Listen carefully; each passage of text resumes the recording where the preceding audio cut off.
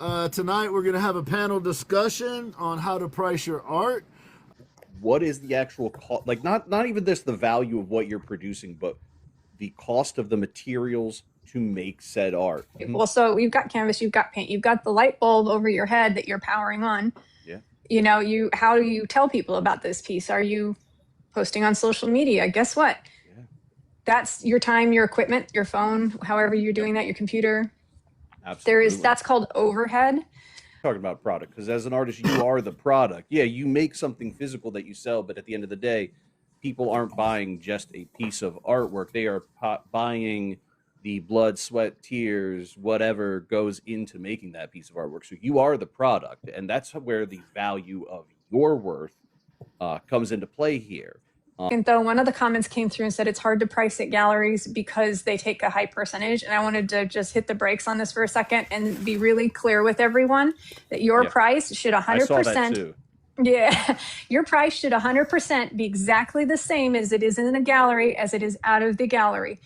Linear versus square inch. So first off, before we even get to like how that even factors in, going back to what we were talking about, comparables, I'm going to start addressing that as what is known as essentially your market rate. So every artist needs to do market research on what they're doing, and they need to, this is just a side note from pricing, be very careful about falling in the trap of painting what you think will sell.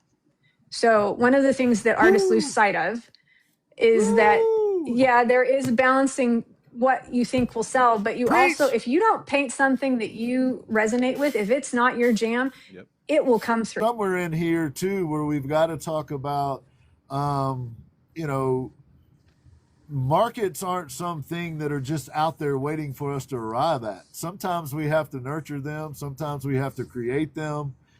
Sometimes we got to build them from scratch. When should you increase your prices? When do we evaluate? Yes. Yeah. When is it time to reevaluate your market rate? What is it time to up your prices? One of the things that artists struggle with is accessibility with their prices of their art. And so one of the things that create a different tier of accessibility is to have something like prints that creates a lower entry to owning somebody's work. And so part of what collectors are doing too is that they're growing with you and they're watching you evolve.